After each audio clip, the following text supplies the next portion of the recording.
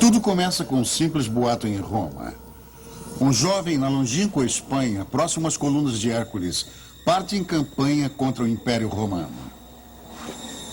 Fala-se de um exército ameaçador, de elefantes guerreiros indianos e africanos, de cavaleiros númidas e espadachins ibéricos e de arremessadores de fundas baleáricos. Mas Roma sente-se segura, domina o mar, e o agressor não possui sequer uma frota. O caminho por terra é bloqueado pelos Alpes. Ninguém se atreverá ainda a liderar um exército por sobre as montanhas, desafiando a neve e o frio. Mas um jovem general seria o primeiro e Roma jamais esquecerá o seu nome: Aníbal.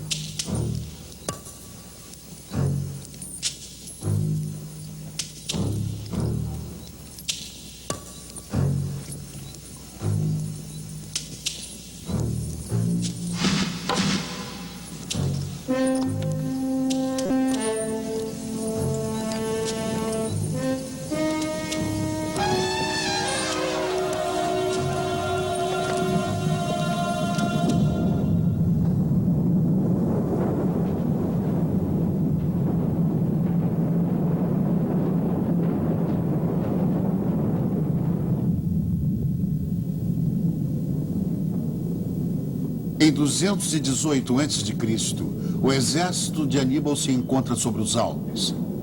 Fim de outubro, cai a primeira neve em Roma. O simples boato se torna uma ameaça concreta. Ninguém conhece ainda o rosto por detrás da ameaça.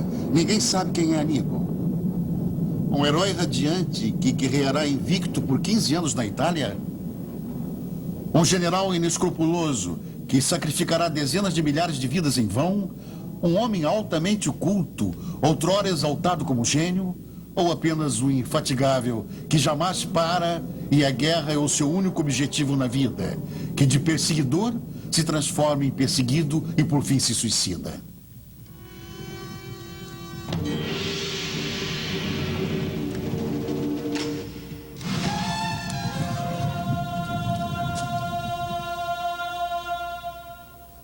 Aníbal nasceu em Cartago, na costa norte-africana, em frente à Sicília. Hoje é apenas um rico subúrbio de mansões em Tunis. Aqui situa-se o Palácio Presidencial. Aqui, ministros possuem as suas mansões e aqui os arqueólogos estão escavando 2000 anos de história à procura da lendária Cartago. Segundo a lenda, Elissa, filha de um rei fenício, chamada de Dido na Eneida de Virgílio, aportara em Tunis, fugindo do seu irmão Pigmalião. Lá ela adquiriu terras do soberano nativo. Do tamanho do couro de um boi, Elissa então corta o couro em tiras bem finas, amarra umas nas outras, formando assim uma espécie de corda, e circunda com ela um monte, o centro de Cartago, a Birsa, que significa pele.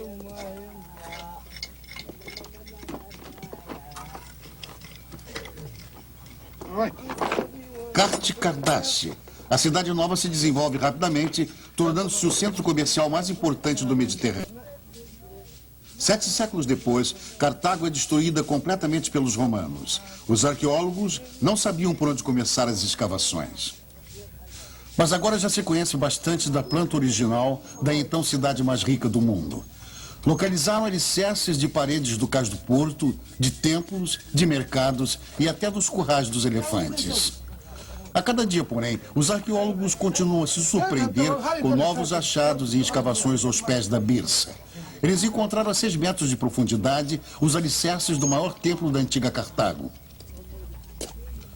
O chefe das escavações, Dr. Friedrich Jacob, explica. Sobre as cinzas remanescentes da destruição de Cartago pelos romanos, encontramos estes últimos elementos no templo da era de Aníbal, como também elementos de uma era anterior, que define com exatidão a época de sua construção. Entre estes elementos, encontra-se esta preciosa máscara de um jovem deus grego, provavelmente Apolo, a quem este templo da era helênica foi primeiramente dedicado. Será que foi neste templo que Aníbal, aos 9 anos de idade, jurou ao seu pai Amílcar que jamais seria amigo de Roma? Será que ele herdou o ódio a Roma de seu pai? Foi o ódio que o motivou? Ou foi o orgulho da cultura de seu povo, os fenícios, os quais criaram o alfabeto? Foi o orgulho da sua técnica bélica superior que despertou a sua reivindicação ao poder? É o enigma que envolve este homem, do qual nem mesmo existe um único retrato autêntico.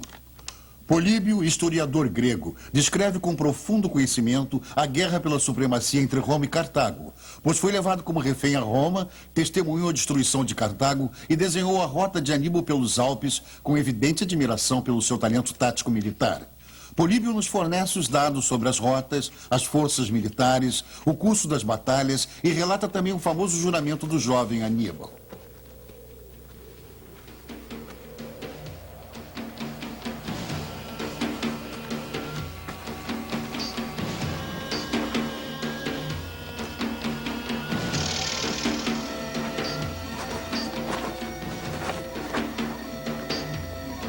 Políbio escreve no ano de 237 a.C. Amílcar parte com as suas tropas e o seu filho Aníbal, de 9 anos, atravessa o estreito próximo às colunas de Hércules, com o objetivo de subjugar os ibéricos.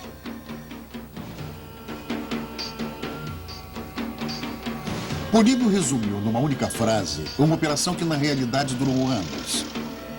O mundo ocidental estava dividido e a primeira batalha entre Roma e Cartago decidida. Cartago foi derrotada, perdendo as províncias da Sicília e da Sardenha e a sua frota destruída. Nesta situação, Amílcar parte com seu filho rumo à Espanha, país com o qual Cartago mantém relações comerciais há séculos, e famoso por suas reservas minerais de ferro e prata. Amílcar escolhe a rota terrestre na costa norte da África e faz a travessia no Estreito de Gibraltar e leva 10 anos para conquistar a Espanha até o rio Ebro. Firma-se um tratado com o rio, estabelecendo-se a fronteira entre os territórios romano e cartaginês.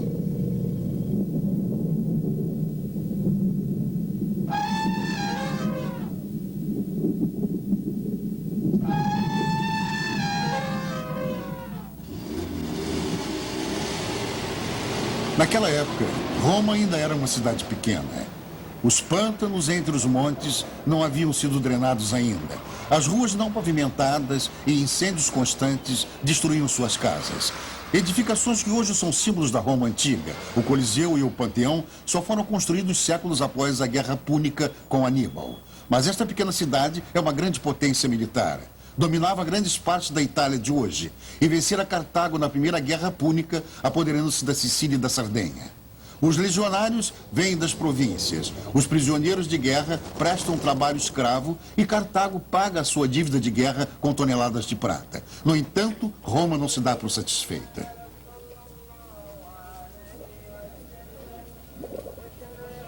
Apesar da primeira derrota, Cartago continua sendo a cidade mais rica da antiguidade. Tudo o que se pode comprar com dinheiro é encontrado nos seus mercados. Cerâmica da Grécia, perfumes e especiarias do Oriente, ouro da África, prato e zinco da Espanha, marfim, peles de leões e leopardos. Cidades inteiras são importadas. Este comércio justifica a riqueza imensurável de algumas famílias e a sua influência política. Entre elas, a família Barcas tem especial importância.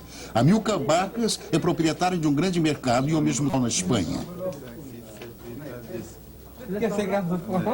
سلام مبروك سيدي ان شاء الله بالهنا بارك فيك صحه فرحه بارك فيك مرحبا بك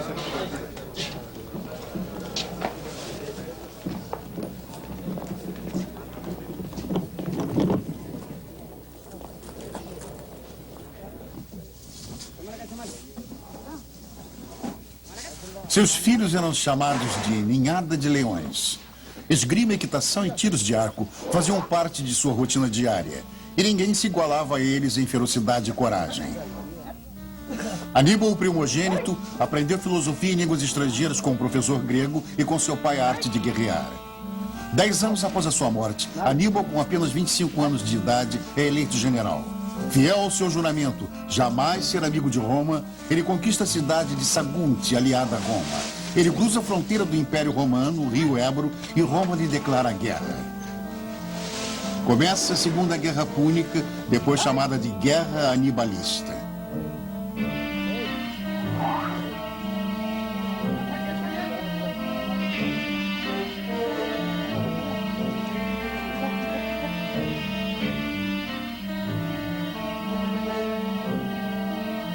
Ninguém em Roma conhece os planos de Aníbal. Ele parte rumo ao leste sobre os Pirineus com 70 mil guerreiros, 15 mil cavalos e 37 elefantes de batalha. Determina que nenhuma mulher deve acompanhar o comboio, inclusive a sua jovem esposa, que deixa para trás em Cartagena com seu filho.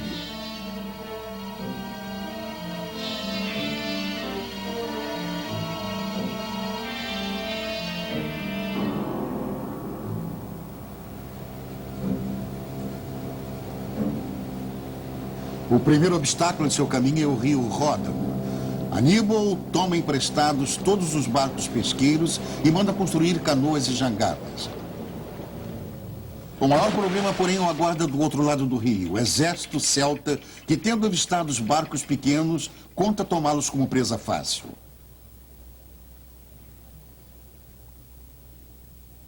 Uma tropa de cavaleiros cartagineses sobe o rio à noite e o atravessa sem que os celtas percebam.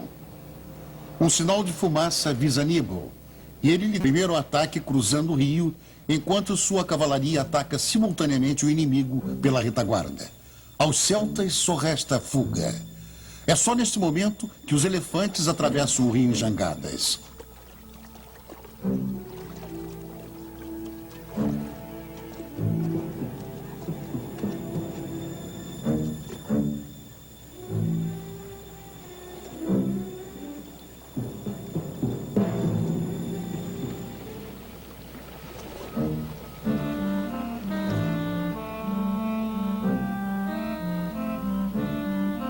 Políbio nada. Alguns elefantes atemorizados se atiraram ao rio. Seus condutores não sobreviveram.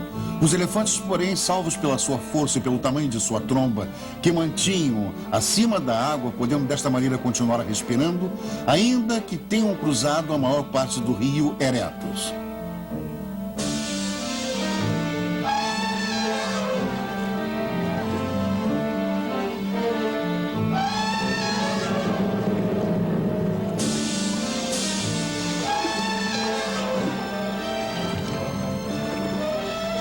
Ao mesmo tempo, um exército romano está concentrado em Marsella, preparando-se para um ataque à Espanha cartaginesa, quando recebe a notícia de que Aníbal atravessara o rio Ródano. O cônsul romano decide perseguir Aníbal, mas chega com 3 dias de atraso, retornando então a Marsella e cruzando a fronteira da Itália com parte de suas tropas. Só agora tem-se a certeza em Roma de que Aníbal tentará o inimaginável, cruzar os Alpes para atacar Roma pelo norte.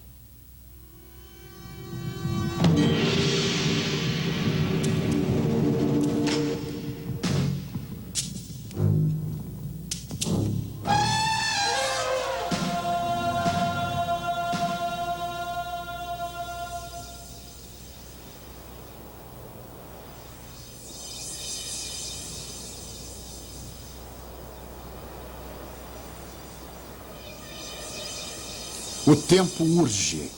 Já se passaram 10 dias desde a batalha no rio Ródano. O enorme exército se move em direção ao leste, em direção aos cumes cobertos de neve dos Alpes.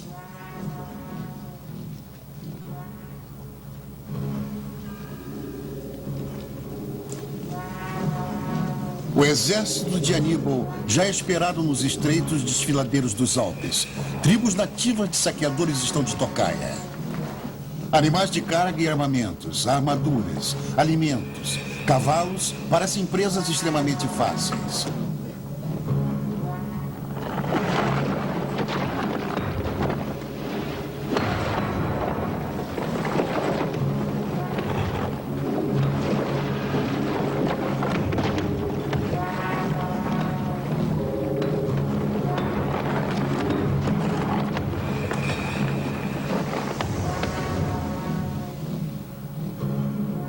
Mas o inesperado acontece. Apesar das muitas baixas, Aníbal conquista os planaltos, atacando os habitantes das montanhas e matando a maioria. Logo depois invade as suas vilas, pilhando cereais e gado. Deixa apenas cinzas. Não se sabe se uma pesquisa mais profunda confirmaria esta narrativa. O professor Cristiano Mayer, historiador da Universidade de Munique, duvida. Na antiguidade não havia necessidade de historiadores, pois os cônsules narravam os fatos ocorridos e os inimigos sempre tinham alguém infiltrado no acampamento. Mas aí estava a dificuldade, pois como se descreve nitidamente uma guerra? E mais, como se descreve um legionário romano que lida com a espada e o escudo e uma batalha de cavaleiros? Nós nem sabemos como transcorreram as batalhas de cavaleiros da Primeira Guerra Mundial. Uma marcha de elefantes sobre os Alpes? Bem, não sei como eles pretendem imaginar isto. Bem, eu posso facilmente imaginar que os elefantes de batalha tenham sido usados da maneira como nós trabalhamos com os elefantes de circo. O elefante, quando bem treinado, faz exatamente o que a pessoa lhe ordena. Se ele deve bater em alguém com a sua tromba, ou pisoteá-lo, ou subir em algum objeto, ou ainda, sob comando, atacar alguém. Tudo isto pode ser ensinado ao animal. E da maneira com que estes elefantes eram equipados pelos seus condutores chamados marrutes, com varas cobertas de couro sobre as celas, isto só é possível com muita compreensão e muito amor. Assim, todo elefante é capaz de aprender. Explica o circo suíço Louis Kimme. Na década de 50, John Hoyt, cientista inglês, tentou pela primeira vez pesquisar na prática qual o caminho que Aníbal poderia ter tomado por sobre os Alpes. Ele viajou com um elefante rumo à Itália. Ele diz: nós queremos descobrir qual o caminho tomado por Aníbal nos Alpes há 2000 anos. Existem várias teorias, porém acreditamos que ele passou pelo desfiladeiro de Clapier. Sabemos que Aníbal possuía elefantes indianos e africanos. Nós temos um indiano, principalmente porque são mais fáceis de se lidar.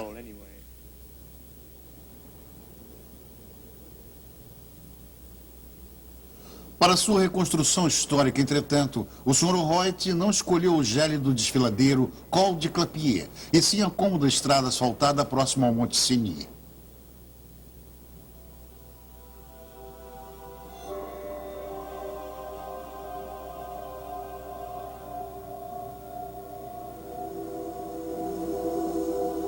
A travessia dos Alpes por Aníbal se transformou em um mito. A literatura foi proporcionalmente enriquecida, de Shakespeare a Mark Twain, do satirista romano Juvenal até os nossos dias. E mesmo assim, ninguém até hoje conhece o caminho que Aníbal realmente percorreu há 2000 anos. Do rio Ródano a Turim. Sobre qual afluente ele dobrou para o leste? Foi o Drôme? Foi o Zer? Em que desfiladeiro ele passou no caminho para a Itália? Foi pelo Monte Geneva, ou Monte Cenis, ou pelo desfiladeiro de Clapier, ou ainda pelo pequeno São Bernardo? Os responsáveis por esta confusão são Políbio e Lívio, pois estes antigos historiadores se contradizem em vários pontos. O aficionado pesquisador de Aníbal, Sir Francis de Koninck, resolveu este enigma para si. Políbio e Lívio descrevem dois caminhos diferentes. Um passa sobre o pequeno São Bernardo, o outro sobre o Monte Genevre. Os dois caminhos não coincidem absolutamente, sendo impossível uni-los, formando um único por onde Aníbal poderia ter passado. Aqui à esquerda se encontra o pequeno São Bernardo, que separa a França da Itália. qui sépare la France de l'Italie.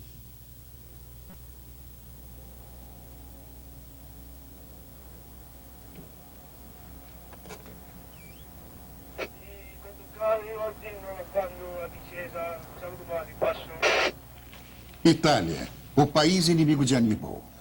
Desde a sua partida de Cartagena já se passaram quase 6 meses. Como garantia, ele estacionou tropas nos Pirineus e no sul da França e marchou com 50 mil homens sobre os Alpes. Frio e fome.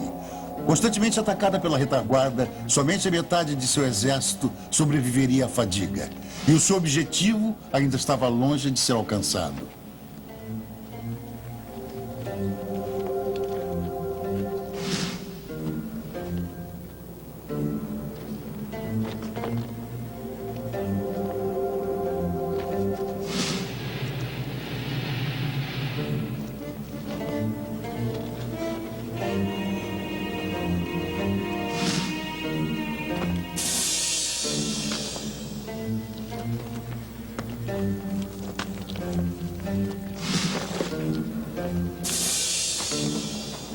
Em terreno plano, os elefantes conseguem marchar aproximadamente 20 km por dia.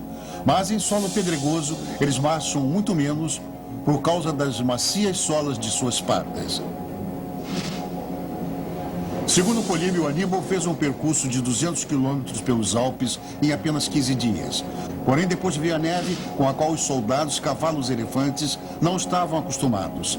Políbio escreve: após tantas repetidas e exaustivas dificuldades, uma forte nevada causou grande temor.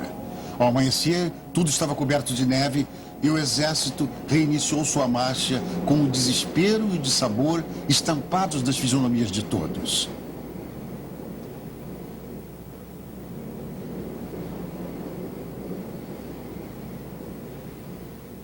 Donc là, on est bien maintenant arrivé au col Clapier. Nós percorremos o caminho de Aníbal e agora estamos no desfiladeiro de Clapier.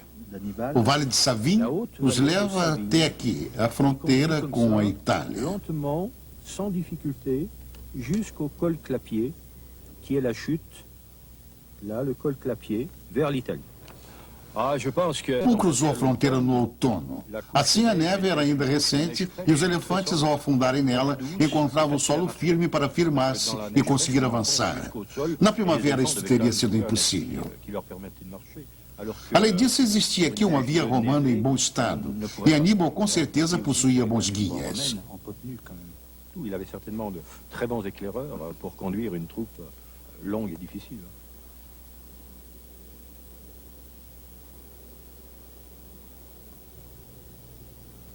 Do alto do desfiladeiro de Clapier, Aníbal mostra à Itália seus oficiais.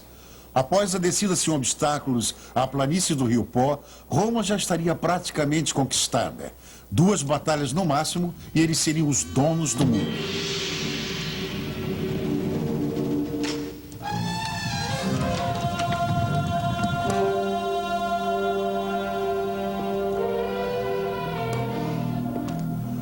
A notícia da travessia bem-sucedida de Aníbal sobre os Alpes alarma Roma. O segundo cônsul leva as suas tropas em marcha acelerada do sul ao norte da Itália. A cidade ainda confia nas suas legiões e no perfil traçado dos inimigos que não conhece. Cartagineses são bárbaros, ignorantes, comedores de cães e assassinos de crianças.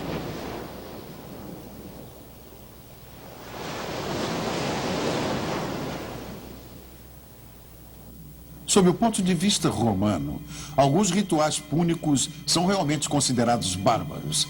Aníbal, por exemplo, seria crucificado na sua pátria se retornasse da batalha derrotado. Dizia-se também que em tempos difíceis, os cartagineses ofereciam em sacrifício os seus próprios filhos aos deuses. Como prova desse cruel ritual, temos este relato histórico. É noite, sem dúvida é lua cheia. Uma fogueira acesa dentro de uma cova ilumina o ocorrido. Ao lado do fogo encontra-se uma estátua de Baal Ramon com os braços estendidos.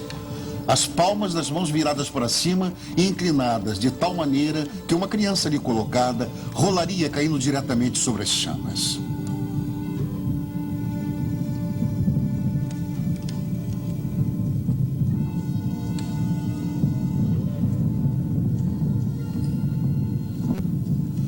Naturalmente, os deuses só aceitavam crianças da classe aristocrata como sacrifício. Algumas famílias ricas compravam crianças escravas só para oferecê-las em lugar dos próprios filhos.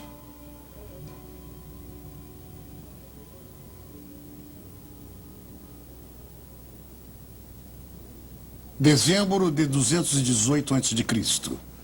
Aníbal chega ao rio Trebia, próximo à cidade de Piacenza. Do outro lado do rio encontram-se as legiões de Roma. Os 2 exércitos se igualam em força e ambos se armam para a batalha. Mas somente os cartagineses possuem elefantes.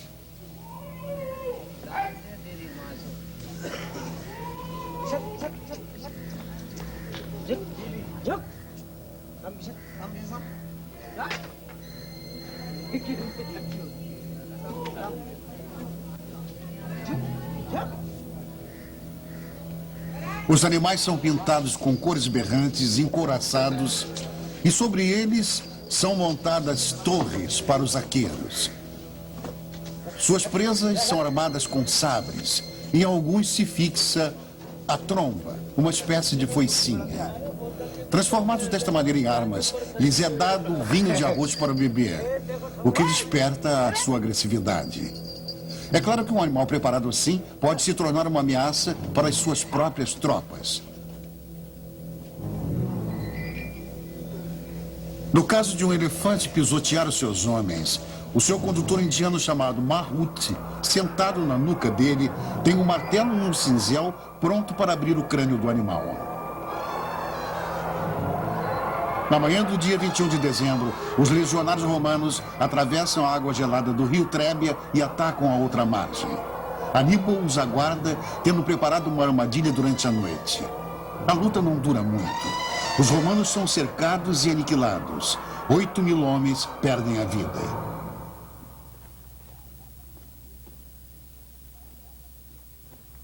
Os cartagineses contam poucas perdas. Porém, dos 37 elefantes, apenas um sobrevive à batalha, Surus, o sírio. Ninguém sabe ao certo se foram mortos pelos inimigos, se foi o frio que os matou, ou se seus condutores indianos tiveram de utitelos e cinzéis. Surus, último dos elefantes, leva Aníbal rumo a Roma.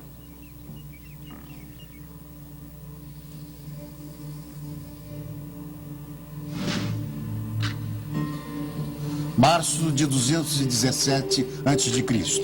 O caminho a Roma é ocupado por novas legiões. E Aníbal esquiva-se delas, tomando um caminho fatigante. Atravessa os montes Apeninos e os pântanos do Arno. Ele está enfraquecido e doente, sofrendo de uma inflamação nos olhos. Após 4 dias e 3 noites a cavalo pelos pântanos contaminados, ele perde a visão de um olho. Porém, a sua fama aumenta. Na antiguidade, um olho só é símbolo de general bem-sucedido. Junho de 217 a.C. Aníbal avança com seu exército sem descanso. Na Batalha do Lago Trasimeno, ele prova uma vez mais ser um ótimo estrategista. Metade de suas tropas ele oculta à noite entre os montes na margem norte do lago. Na neblina da manhã seguinte, tropas romanas caem na armadilha preparada. Os cartagineses atacam de todos os lados ao mesmo tempo, cercando e impelindo-as em direção ao lago. Lívio relata que a amargura em todos era tão grande que nenhum dos soldados percebera o forte terremoto que sacudiu a terra e aplainou montanhas. 10.000 prisioneiros, 15.000 mortos. O balanço sanguinário de uma única manhã. Em italiano, sangue é parecido ao português. Sangue. E sanguineto, sítio repleto de sangue. Sanguineto deve seu nome à batalha contra Aníbal. O rio Macerone, que hoje é chamado de Sanguineto ou Sangue, foi tingido de vermelho durante 3 dias com o sangue dos romanos mortos. Pelo menos é assim que está escrito nos livros de história. Políbio escreve sobre a derrota do exército romano. A maioria fugiu para dentro da água quando os cavaleiros os alcançaram. Eles imploraram por misericórdia e encontraram a morte.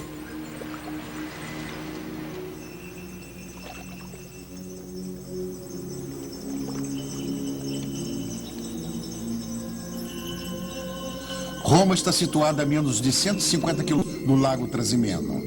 A notícia da derrota catastrófica chega no dia seguinte. Os cidadãos se reúnem no fórum. Conta-se que o cônsul Flamínio caiu na batalha. Como pode a grande Roma ser derrotada pelos bárbaros? O Senado se encontra em apuros. Roma se prepara para defender-se de um ataque de Aníbal. Os muros são reforçados, as pontes sobre o Tibre interrompidas, os portões fechados. Toda a cidade está em pânico e o Senado em conselho. Mas Aníbal passa direto por Roma, rumo ao sul, e ninguém entende. A cidade cinematográfica romana Tinetitá apresenta uma surpreendente explicação.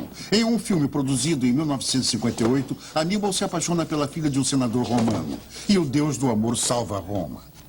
Esta versão, naturalmente, não é confirmada pelos relatos históricos. Il radio che portava il soldato romano appeso al lato sinistro, che serviva come ultima difesa personale quando aveva perso la spada. Esta aqui é uma espada curta, como a que os soldados romanos usavam do lado esquerdo. Era utilizada como um último recurso na defesa pessoal quando já haviam perdido a sua lança. corazza E per aqui ufficiale romano. temos a armadura de oficial romano. Abbiamo la spallina, Os galões, c'era davanti alla destra, poi l'elmo, o capacete, pronto per il combattimento. pronto para a batalha.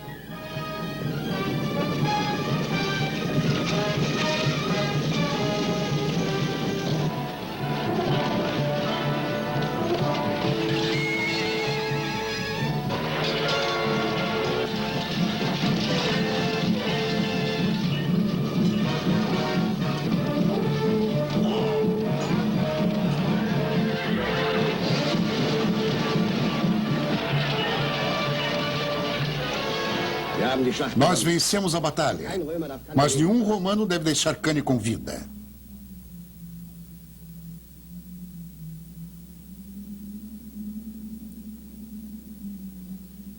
Aníbal passa ao largo de Roma, rumo ao sul da Itália, e ocupa o pequeno povoado de Cannae, que servia de base ao exército romano. Assim, o fornecimento de provisões aos cartagineses está garantido. Mas Aníbal não consegue passo sequer em direção ao seu objetivo político.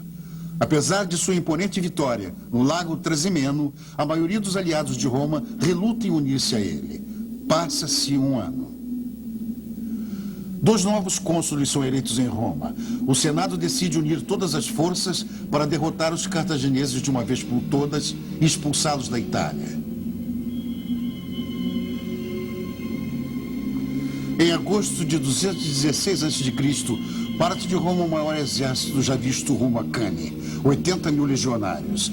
Aníbal lidera mais de 50 mil homens, incluindo as tropas aliadas. 2 de agosto, um vento quente vindo do sul joga areia nos olhos dos romanos e o sol os cega. Eles estão ao norte, os cartagineses ao sul. No centro, os soldados, nos flancos, as cavalarias. Aníbal lança mão de uma nova tática. Ele posiciona sua infantaria em amplo semicírculo, encarando o inimigo. A batalha decisiva começa. No flanco esquerdo, cavaleiros púnicos atacam os cavaleiros romanos, que batem em retirada. A infantaria romana ataca os soldados de Aníbal, posicionados no centro, que recuam, e os romanos caem na armadilha. Os cavaleiros de Aníbal do flanco esquerdo se unem aos do flanco direito e juntos aniquilam a cavalaria romana. Os romanos são cercados e prensados. Milhares são esmagados pelos próprios companheiros, tendo que testemunhar indefesos como os cartagineses aniquilam os soldados romanos da periferia, avançando e matando em direção ao centro do círculo formado. Somente após várias horas, os romanos de Aníbal se cansam da carnificina e tomam 3 mil prisioneiros. 50 mil cadáveres jazem sobre uma pequena área. Até hoje, os militares chamam um cerco e uma aniquilação bem-sucedidos de Cannae, e o erro de um general que cai nesta armadilha de obséquio de amor. Livio descreve amanhã após a batalha. Alguns ensanguentados tentavam levantar-se no meio do campo repleto de cadáveres. O frio da manhã comprimia as feridas, despertando assim de seu desfalecimento para serem novamente abatidos pelo inimigo. Alguns feridos nas coxas ou joelhos ainda estavam vivos. Estes desnudavam suas nucas e exigiam a morte. Seria este o fim de Roma?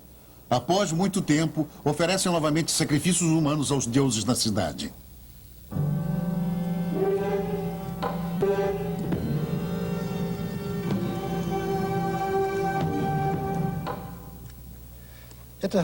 Deveria Aníbal marchar sobre Roma após sua vitória em Cannae?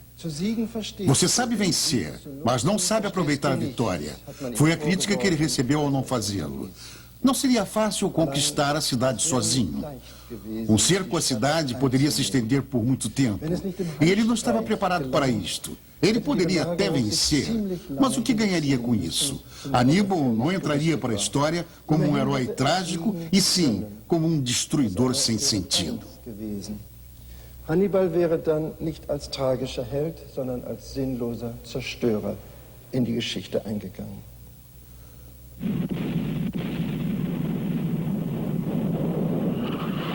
Há 2000 anos, a Batalha de Cannae fascina militares, políticos e oficiais de exércitos. Os alemães tentaram, na Primeira Guerra Mundial, segundo os planos do general Schlieffen, formar uma gigantesca Cannae no norte da França, porém fracassaram. Na Segunda Guerra Mundial, Adolf Hitler vangloria-se. Na história mundial houve apenas 3 batalhas aniquiladoras, Cannae, Sedan e Tannenberg. Podemos ter orgulho por 2 delas terem sido lideradas por generais alemães. Mais um fã de Aníbal.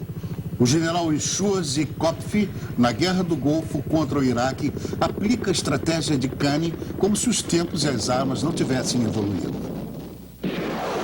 Hoje os inimigos nem se veem e não lutam mais com espadas, mas sim com gases tóxicos e armamentos eletrônicos.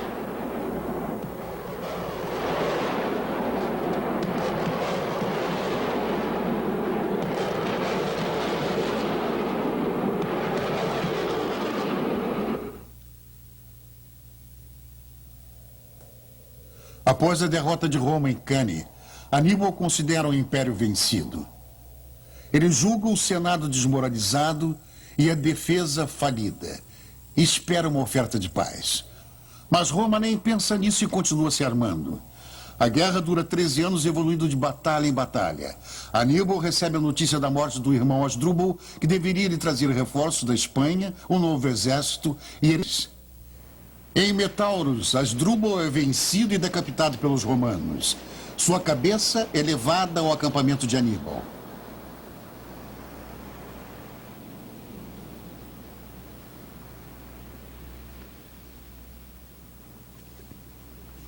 Seu segundo irmão, Mago, já partira bem antes rumo a Cartago para providenciar o reabastecimento. Aníbal espera ansiosamente por novos soldados, cavalos, elefantes e armas.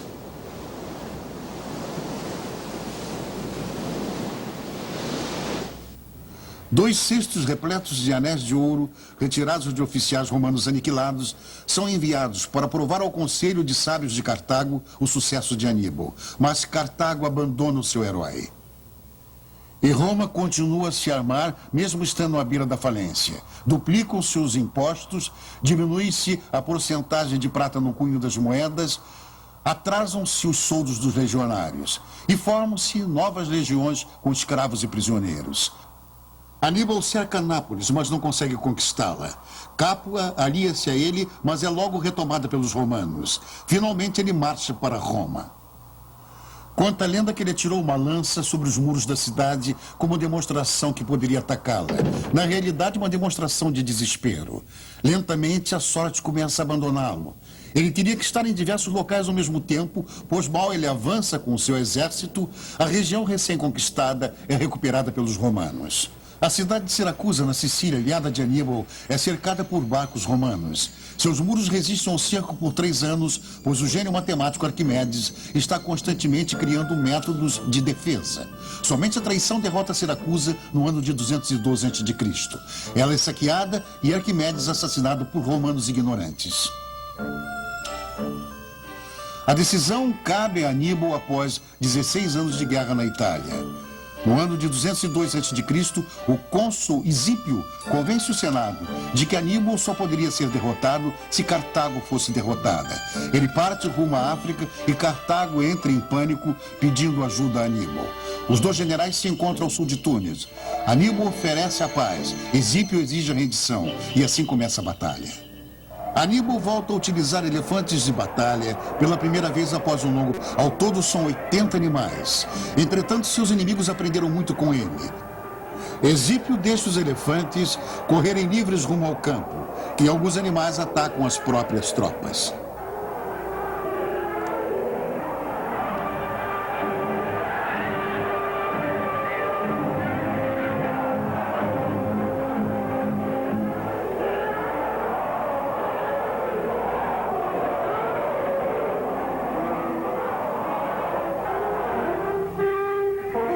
A Segunda Guerra Púnica termina com a derrota de Aníbal.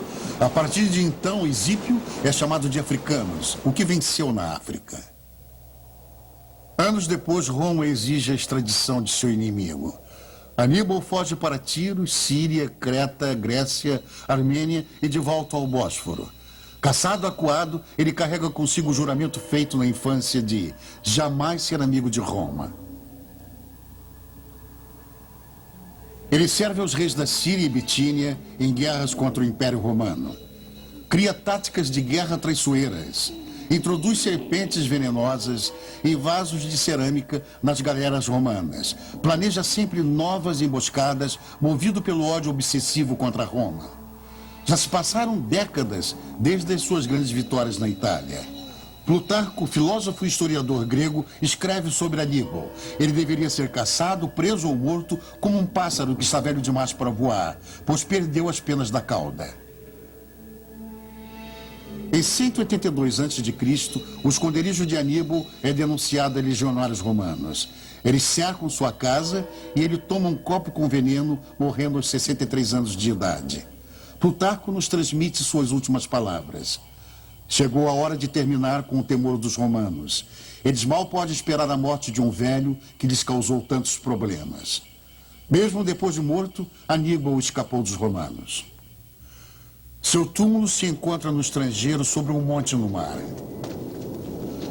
Nem o suicídio de Aníbal conseguiu pôr um fim ao temor dos romanos a Cartago. 40 anos depois, eles sitiam sua cidade natal, a conquistam e a destroem. Não sobra pedra sobre pedra. Eles aram a terra de Cartago e sobre ela semeiam. Os seus sacerdotes amaldiçoam o lugar por 100 anos.